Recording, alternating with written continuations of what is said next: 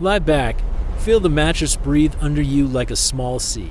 Let your shoulders loosen, let your tongue rest behind your teeth. Tonight, we will drift together into a story that begins where most stories dare not go, below the horizon, into the slow, velvet dark of the oceans. This is a bedtime tale stitched from salt and star maps, a gentle fold of wonder and quiet danger. Breathe with me once, twice, and imagine the world as it hums beneath the waves. There's a town that forgets its name at high tide. Anything to report, It sits Mira? on stilts and salted Nothing wood, conclusive, where Jonah. children leave jars I of think I have moonlight something. on their windowsills and fishermen tell soft, nervous jokes to keep the gulls from listening. Beyond the harbor, where the lights thin and the water swallows the moon, currents run like ancient songs. They carry shells and secrets, driftwood and messages wrapped in kelp. And farther still, past the continental shelf where sunlight ends and pressure begins to learn new rules, there's a quiet so complete that even time seems slower than measured in the long blink of bioluminescent lobes. In the patient sweep of an algae bloom dot, Dr. Mira Hale had lived her life measuring the quiet. She mapped the size of plankton blooms and cataloged the pale poetry of deep-sea squid. She had the steady hands of someone who had learned to be gentle with fragile things. Her voice in the cabin of her submersible was always lower than it needed to be, as if sound itself could wake the deep. People called her stubborn, called her brave. She found those words awkward. She preferred listening. Her ship was small, an honest-stand ovoid glass bubble rimmed with warm brass and screens that blinked like placid fishes. The crew that trusted this little vessel with their names were three: Mira, whose childhood had smelled of diesel and salt; Jonah, whose laugh sounded like the thrum of an engine and who loved the sea in the practical way of someone who fixed engines for a living; and Leela, a quiet technician with hands that could coax life from a broken sensor, who kept, tucked in her pockets, a smattering of tiny shells as if they were talismans. They called their sublumen. It glided like a kind thought and hummed like a sleeping city. It was the kind of machine designed to be a listener. Its instruments drew the ocean like a musical score pings, echoes, the slow-scale songs of migrating leviathans. For months they had been following a pattern that made them feel like ants tracing an enormous, unseen design, interfered sonar readings that skipped like a faulty record, electric whispers that blurred the line between weather and message. The program in Mira's laptop suggested a geological event rock slides, slow tectonic breaths, but the shape of the signals had a cadence no tectonic shift understood.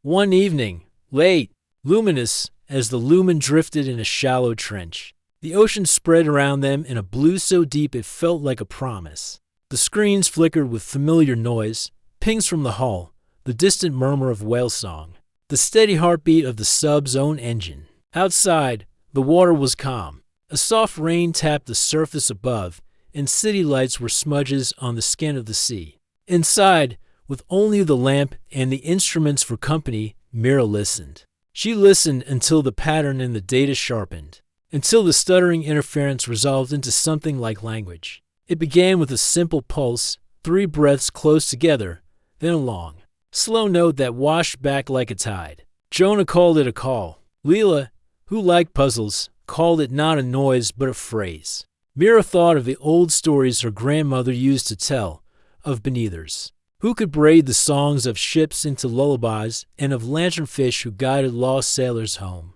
The rational part of her cataloged frequency, amplitude, delay. The other part, the part that had placed jars of moonlight in her windowsill as a child, felt the hair lift along her forearms. They leveled lumen's lights lower and ran the signal through every filter. The ocean gave them back a pattern not found in any whale catalog or submarine topography report. It was deliberate. It repeated. It arranged itself into a slow, sophisticated rhythm that fit no known creature, like the tapping of an intelligence, testing the edges of human instruments, like someone knocking on a door and waiting politely. Maybe it's a new form of cetacean. Jonah offered.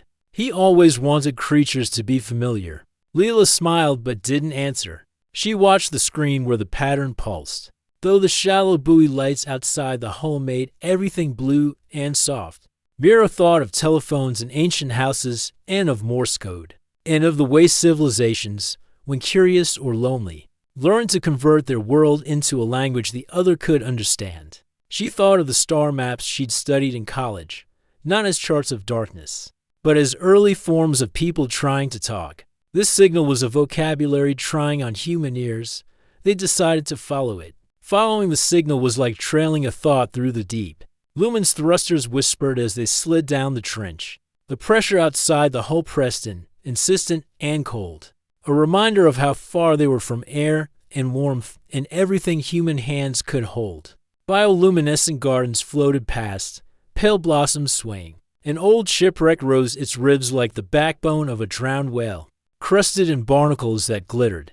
The deeper they went, the more the signal resolved into something that seemed to be leading them, a breadcrumb trail made of pulses and pauses. At some point the ocean stopped being only a background and became a presence at their shoulders. The readings changed in ways instruments translated into improbable geometry, arcs within arcs, lines that traced themselves into shapes that matched no map.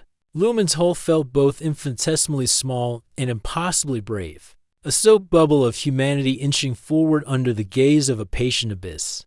Then they saw it, not a single object, but a pattern of moving silhouettes, like a murmuration underwater. Shadows shifted and rearranged themselves, aligning in concentric rings. Something enormous breathed out of the dark, not violent, but deliberate, and the instruments went quiet in the way silence does when you hold your breath. Mira's mouth tasted like metal and sea. Jonah's hands tightened around a joystick as if it could steer the tide itself. Lila's fingers hovered over the recorder, not wanting to break the spell.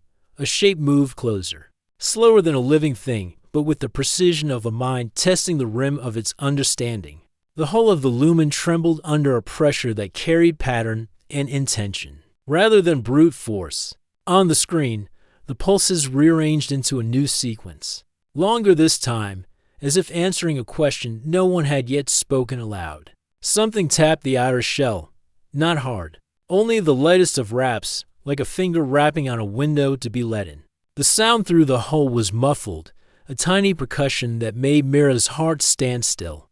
Her breath sounded like a small boat's engine in the silence. She remembered, very clearly, being a child and putting her ear to the sand to hear the sea speak and learning that the ocean often answered in riddles on the other side of the glass, where the water was a cathedral of slow light and patient motion, a pale glow uncoiled. It traced itself along a curve, and Mira had the absurd, animal certainty that the ocean was not simply inhabited. It was holding back a guest, an intelligence older than cities, or perhaps stranger and younger than the idea of gravity.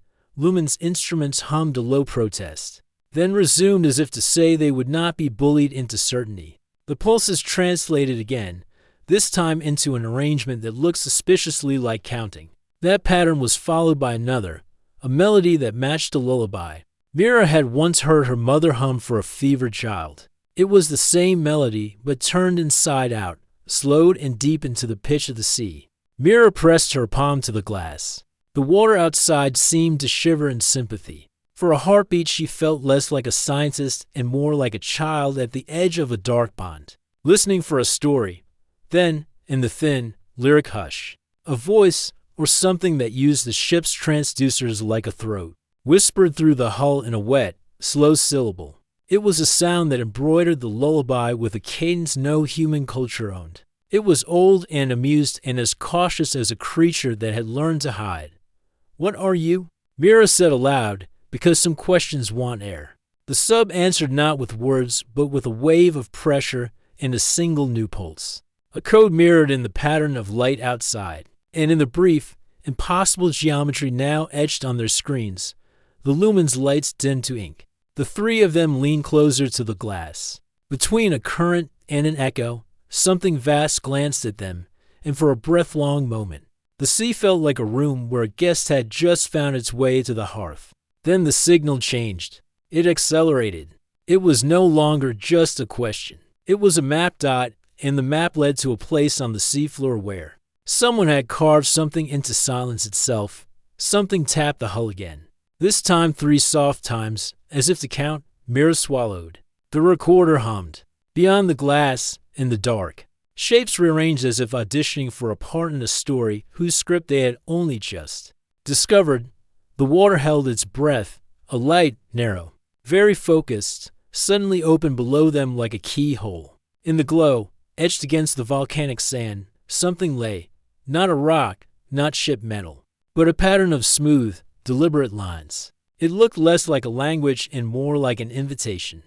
Mira reached for the console with trembling fingers. Her fingers hovered over a key she did not press. In her head, the lullaby swelled. The pattern outside blinked twice, once, twice, and in those two beats, the ocean offered them a choice. On the other side of the hull, something tapped again. This time it sounded almost like laughter.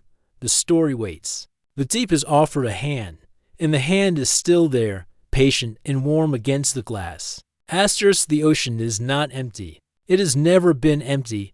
Every wave that brushes the shore, every tide that rises to meet the moon, hides something beneath it, memories, ruins, creatures older than mountains, and whispers so faint they are almost mistaken for dreams. To stand by the water at night is to stand at the edge of another world, a world that breathes but does not speak in ways we easily understand. For as long as she could remember, Dr. Mira Hale had been listening. Her childhood began in a fishing town, where the sea was not only livelihood but lullaby.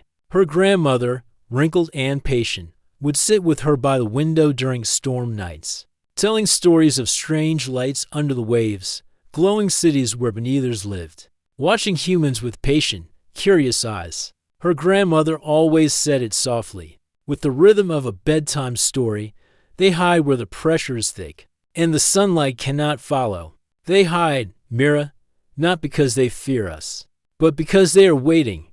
Years later, Mira became an oceanographer, though her colleagues half joked that she was more of a poet than a scientist. While others studied numbers, she studied silences. While others mapped currents, she traced the small glitches in sonar patterns that hinted at something more. She had spent most of her career inside submarines, pressing her hand to glass domes and wondering if, just beyond the beam of her floodlights, something alive was pressing back. And tonight, on the deck of her vessel Lumen, she could feel it again. The sea was flat, a sheet of glass reflecting a blurred, swollen moon. The crew had gone quiet, lulled by the hush of midnight. Even Jonah, the mechanic who could never stop talking, was content to smoke in silence. Leela, their young technician, sat cross-legged on the deck, tapping her fingers against a tablet that blinked with incoming sonar data. It was the data that held Mira's gaze.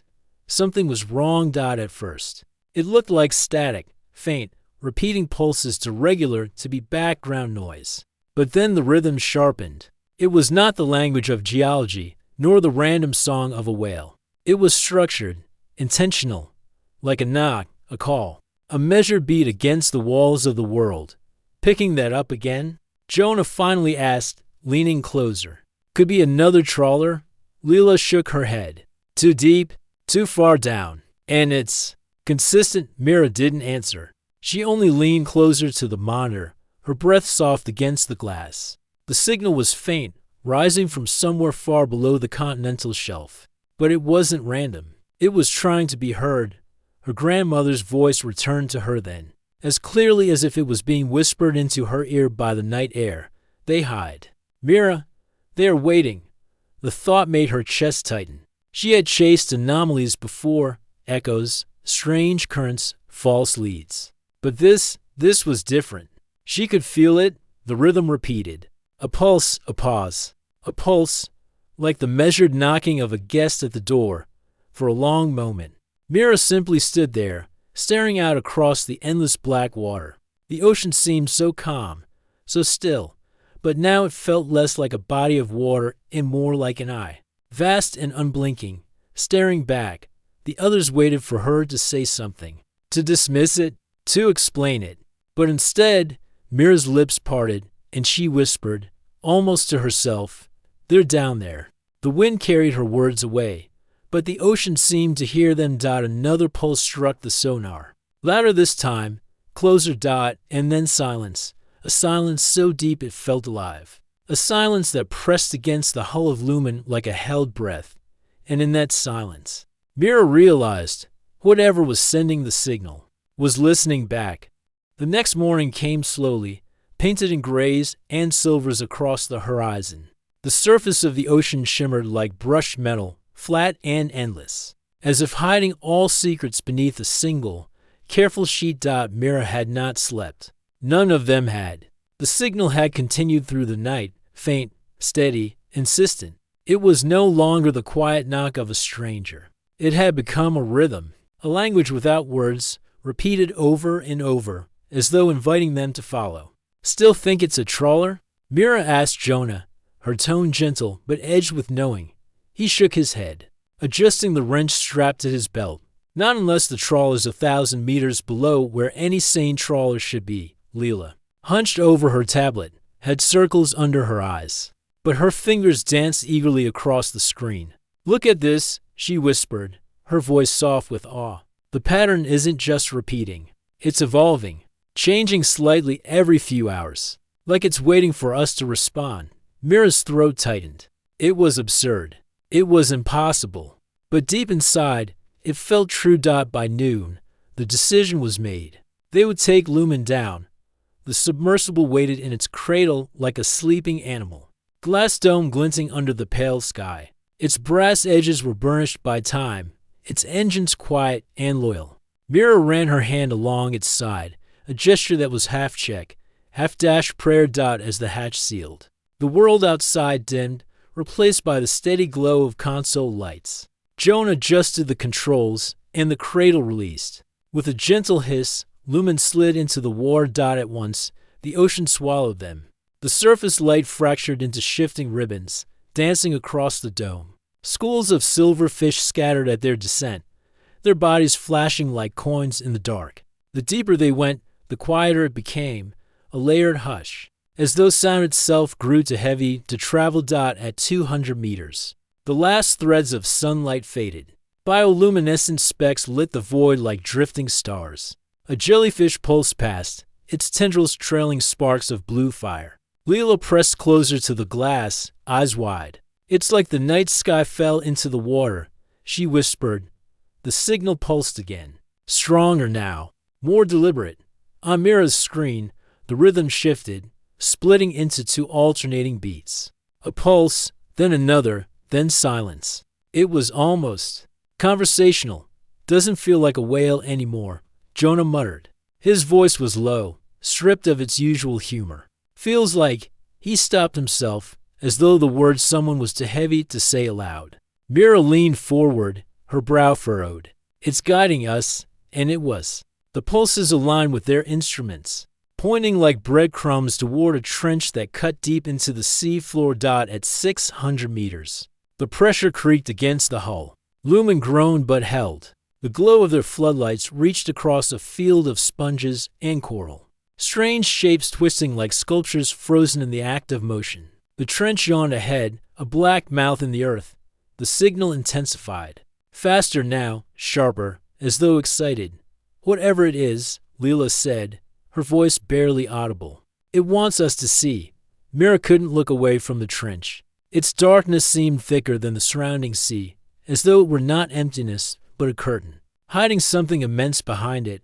Jonah tightened his grip on the controls. "If this is a trap, we're sailing straight into it." Mira pressed her hand to the glass, feeling the cold seep into her palm. "Or," she whispered, "we're answering an invitation."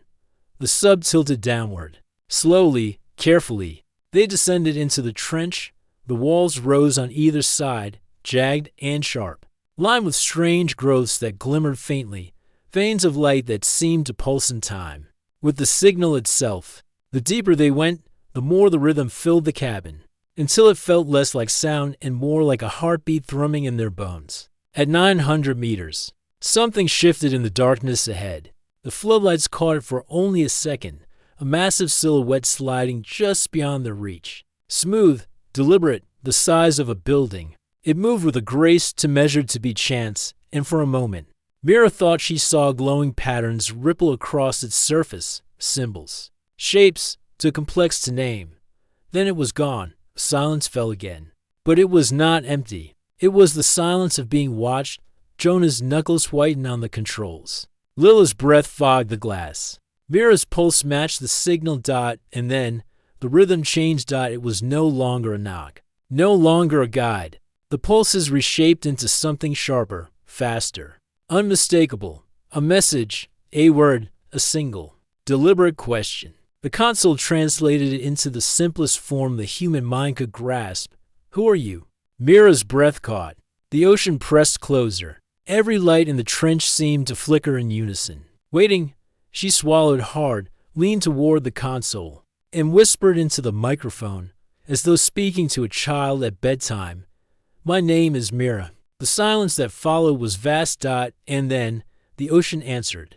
The moment Mira spoke, the ocean changed. At first, there was only silence, heavy and endless. The kind of silence that feels like a held breath. Then, from somewhere deep in the trench, the signal returned, softer now, slower. Like the answering note of a song.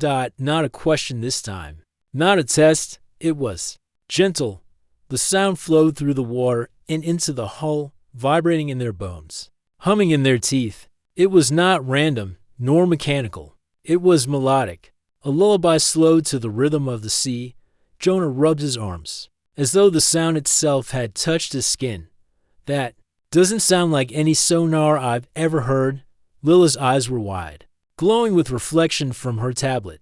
It's not sonar, it's music. Mira closed her eyes for a moment, and in that instant, memory rose, her mother's hand on her forehead when fever burned her as a child. The soft hum of a lullaby sung just above a whisper. The melody now thrumming through the ocean was eerily similar, almost the same, but stretched, deepened, changed by the weight of water and centuries. She shivered. Coincidence felt impossible. The trench walls began to glow faintly, as though veins of bioluminescent life had awakened. Lines of light traced symbols across the stone. Not coral, not algae, but deliberate carvings etched into the rock itself. Holy. Jonah whispered, unable to finish. The symbols formed flowing arcs, repeating spirals. Geometric patterns that seemed both alien and familiar. Some matched constellations Mira knew by heart. Others resembled tidal charts or mathematical ratios used to map currents. They weren't random decorations. They were records, instructions, a story written in light and stone. The lullaby deepened, vibrating with a gravity that pressed against their chests. The lights across the trench pulsed in harmony with the rhythm, as if the entire ocean floor had become an instrument. Lila leaned closer to the glass, her breath fogging it. It's responding to us, like it knows we're here. The thought was intoxicating and terrifying. Mira felt something shift inside her. This wasn't discovery in the usual sense. It wasn't like finding a new fish species or cataloging a new thermal vent. This was contact. Something vast, something hidden, was acknowledging them. Singing to them, the melody rose, then fractured, splitting into multiple harmonies that wound around one another like currents. Shapes began to form in the water outside the sub, glowing patterns that flickered in time, with the lullaby, arranging themselves into grids, then circles, then spirals that twisted into impossible geometries. Lumen's instruments flared with static. Screens froze, then bled with alien symbols that matched the ones glowing on the trench walls.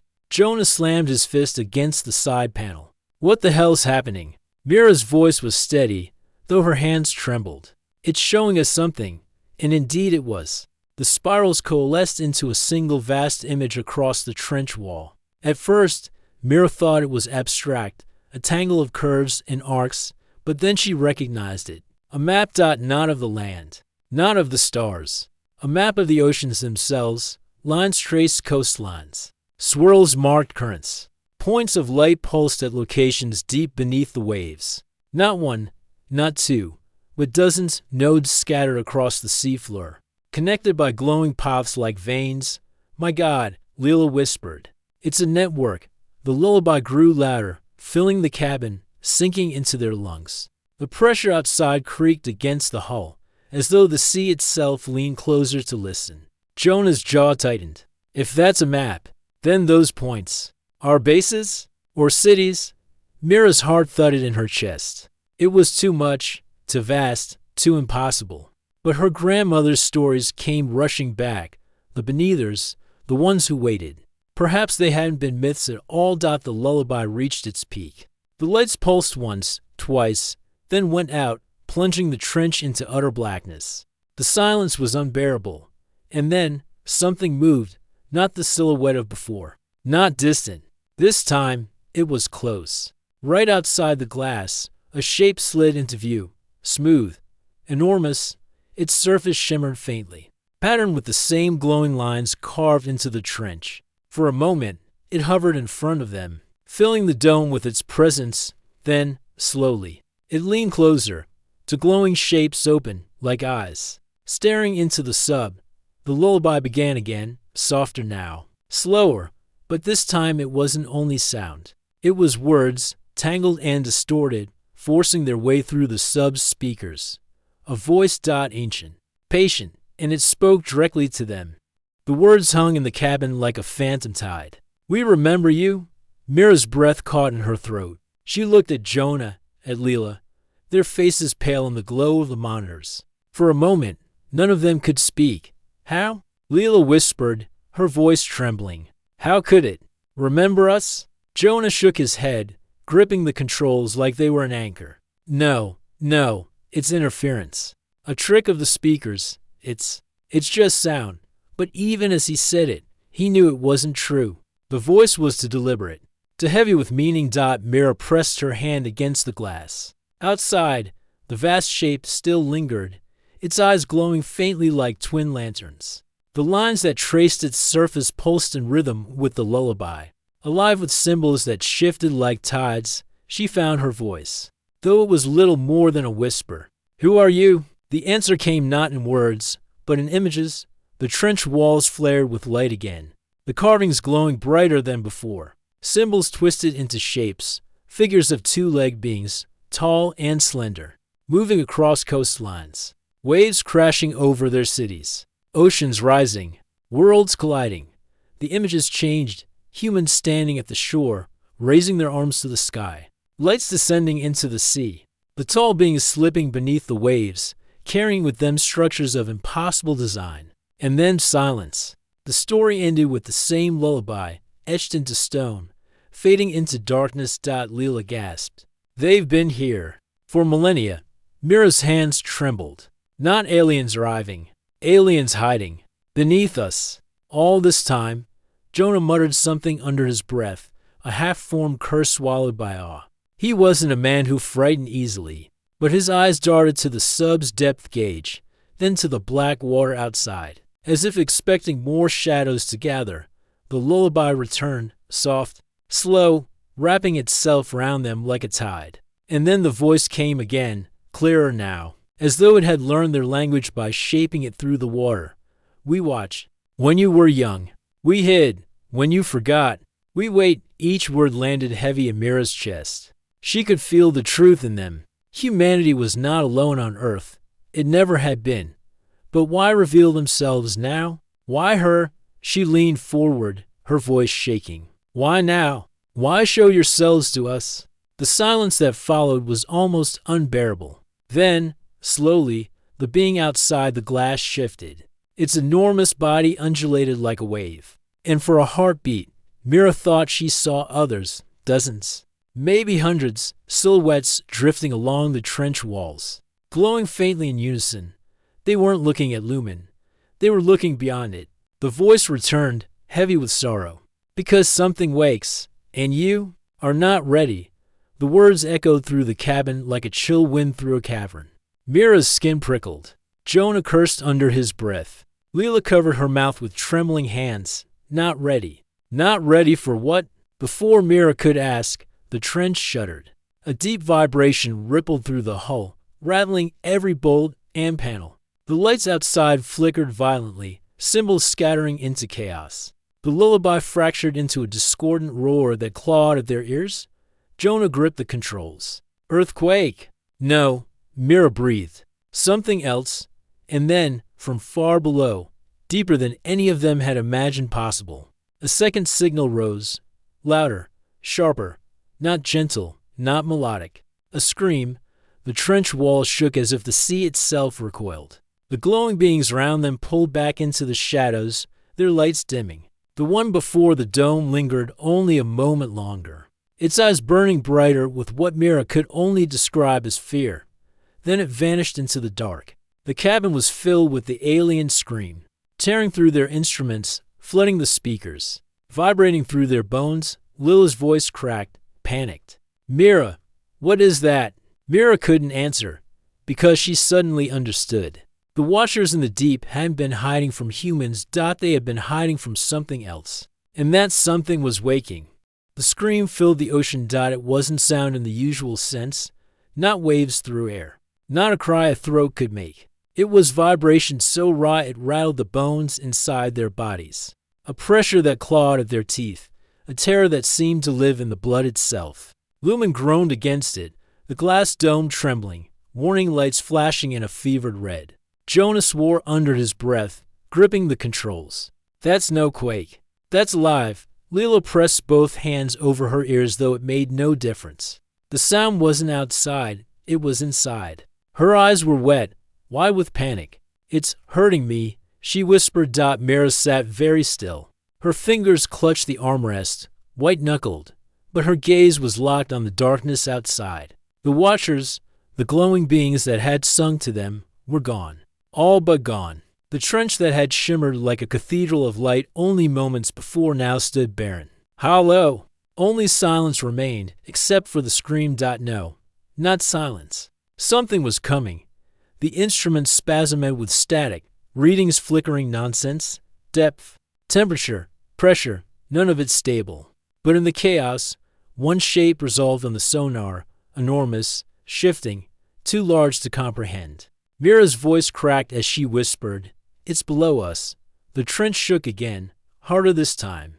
A cloud of silt rose from the seafloor, twisting in the beam of their floodlights. Through it, something stirred, a ripple too vast to belong to a single creature. It felt more like the sea itself was moving with intention.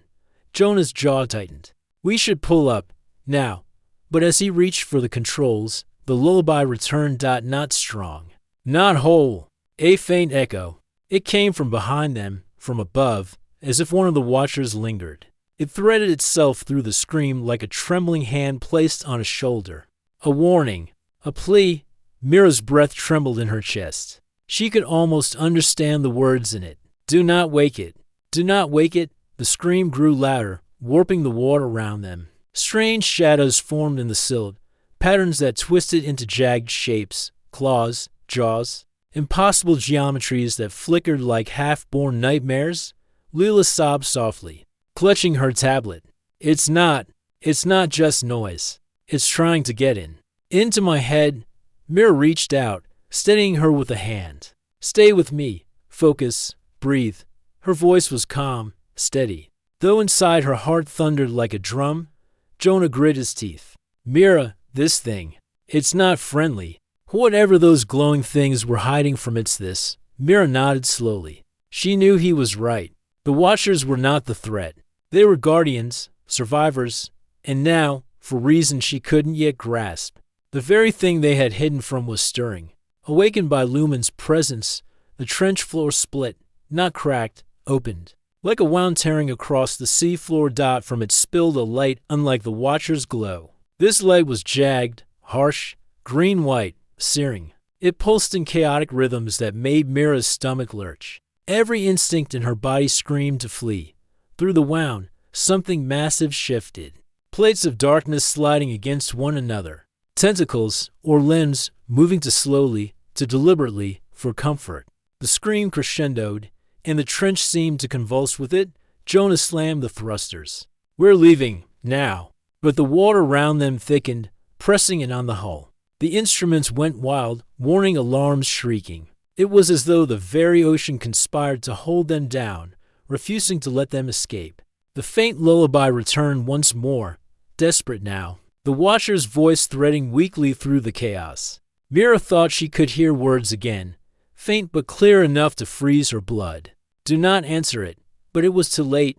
On the console, text began to appear in jagged symbols, spreading like cracks across the screen. The scream wasn't just sound anymore. It was language, forcing itself into human machines, into human senses, and then, through the distortion, it formed something terrifyingly clear.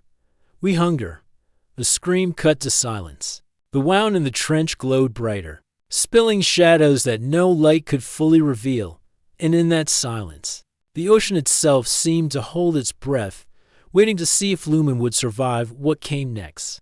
The wound gaped wide, raw light spilling upward in fractured bursts, illuminating the trench in sickly hues.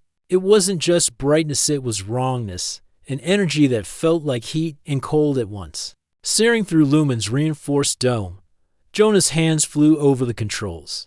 Thrusters at max. We're leaving before that thing gets free. But the submersible groaned as if clutched by unseen fists. The current pressed against them, dragging them downward. It wasn't water behaving like water. It was deliberate. Something wanted them close. Lila's voice was small and broken. It's holding us here. Like bait, Mira steadied her breathing, fighting the urge to panic. She had spent her life studying patterns in chaos whales' paths, dolphin song. Even the faint signals of deep ocean clicks no human could place. But this was beyond biology, beyond Earth. Still, she leaned in, trying to listen, to understand. The scream had stopped, but in its place came a rhythm, a pulse, heavy and low, like a colossal heartbeat. Every thud vibrated through the water, through their bones, and with each pulse, something vast shifted beneath the wound. Shapes moved in the glow. Enormous coils, spiraling like smoke but heavier, thicker. A glimpse of ridged flesh. The flash of something reflective or something worse. The being beneath the trench was rising, as though the ocean itself were a blanket it intended to throw off. Jonah's voice broke sharp. We're not staying to watch this. Hang on. He forced the thrusters again, engines whining. The sub shuddered, strained, then lurched a meter upward. For a moment, hope sparked. Then a sound like cracking ice reverberated through the hull. The lights flickered. The sonar display bled with static. And then, across the glass dome, a shadow passed a shadow too big to name. Lila whimpered, clutching her tablet as though it were a shield. It's awake. It's awake because of us. No, Mira whispered, though the word trembled. Not because of us. It was always here, waiting. And then the watchers returned, first one glow, then another, then dozens. Their lights flickered in desperate patterns, darting through the black water like fireflies in a storm. They formed a circle around Lumen, weaving currents of pale gold as if erecting a barrier. Lila's sob caught in her throat.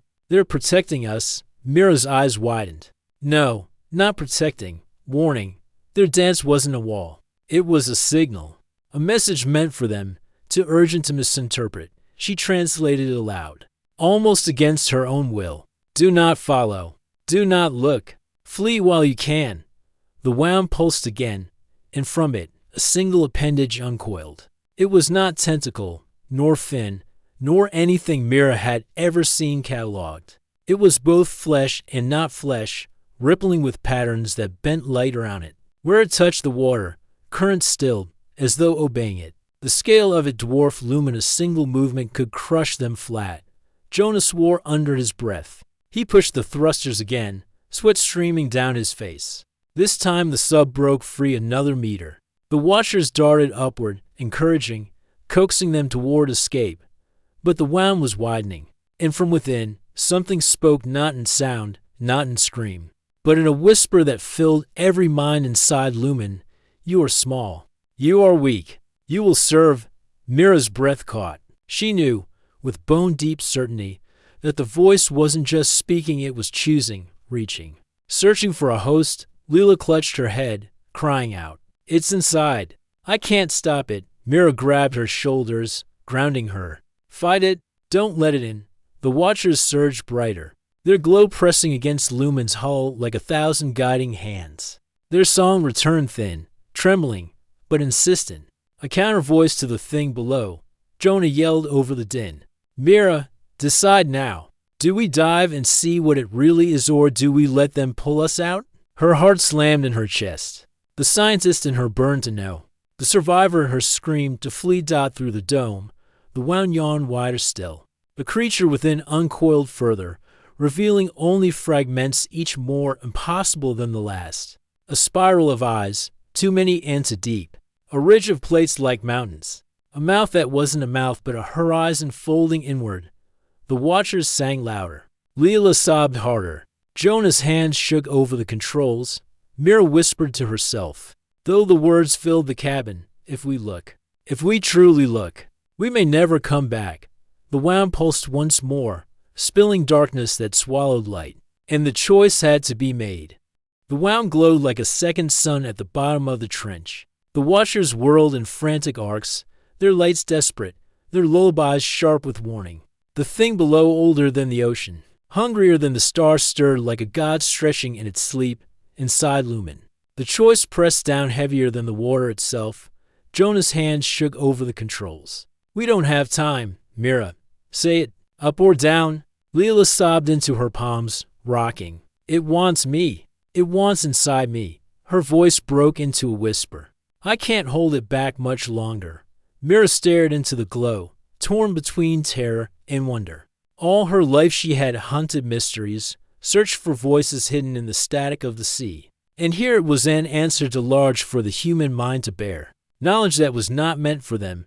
But knowledge had teeth. The voice slithered back through the silence, filling her mind like cold water. We will rise. We will take. You will open the way. Mira's breath hitched. She understood now. The wound wasn't a prison. It was a gate. And Lumen's presence, their intrusion, had loosened it. If they stayed, if they looked along, they would be the doorway this thing needed. She gripped Jonah's shoulder. Take us up, now. Don't stop. Jonah didn't argue. The thrusters roared, the hull trembling as Lumen fought to climb. The watchers surged with them, darting upward like guiding stars. Their lights pressed against the sub's path, clearing currents, shielding them from the dragging force of the wound. But behind them, the trench rumbled, splitting wider, releasing currents that howled like storms. A tendril lashed upward. It missed Lumen by meters, but the wake of it rocked them hard. Another strike followed, then another, each closer than the last. The thing wasn't chasing, it was testing, toying, reaching. Leela screamed. Her eyes glowed faintly in the dark reflection of the dome, mirroring the wound's light. The voice had burrowed deeper inside her. She gasped between sobs. It's coming through me. Mira grabbed her face, forcing her to look into her eyes. Leela, listen, stay with us. They're helping us. The light the watchers hold on to them. Not at them. For a heartbeat, Leela's trembling steadied. The watchers circled closer, their glow washing her face in gold, softening the green taint in her eyes. She clung to the tablet in her arms as though it were a lifeline. Another tendril whipped past, shattering a ridge of rock above them. The wound's light pulsed, furious now. The voice surged once more. You cannot hide. You are ours. Jonah slammed the thrusters until warning lights flared. The sub groaned, engines threatening collapse. The depth gauge spun madly up, dot, and then dashed darkness, dot, not the wound's glow. Not the abyss, but the true darkness of the deep ocean. They had broken free. The watchers rose with them, 1,000 lights weaving like a living net, carrying Lumen towards safer waters. The wound dimmed behind them, retreating into shadow. The voice grew faint, then distant, then gone. Only silence remained inside the cabin. No one spoke for a long time. Only the thrum of failing engines and the faint ping of systems rebooting filled the air. Finally, Jonah exhaled a ragged laugh. We made it, but Mira didn't answer. She pressed her palm to the glass, staring into the retreating black. She knew better. They hadn't defeated it. They hadn't even escaped it. They had only delayed it. The watchers drifted close to Lumen's dome, their lights pulsing soft, mournful. A final song vibrated through the sub. Mira closed her eyes, letting the rhythm sink into her. This time, the message was clear. We held it back, for now, but it will rise again. When the gate is ready, when the sea no longer holds it, one by one, the lights faded, slipping back into the depths until only silence and the steady hum of the ocean remained. Mira leaned back, her voice barely a whisper. They're not our enemies. They're our shields, Leela wiped her eyes, shuddering. Then what happens when they can't shield us anymore? No one answered. Above them, the first pale hint of sunlight trickled down through the water. The world of air, of sky, of surface waited. But Mira knew the ocean would never be the same again. Not to her, not to humanity, because somewhere beneath the waves, in a wound carved deep into the seafloor, something vast and patient was waiting. And now it knew their names.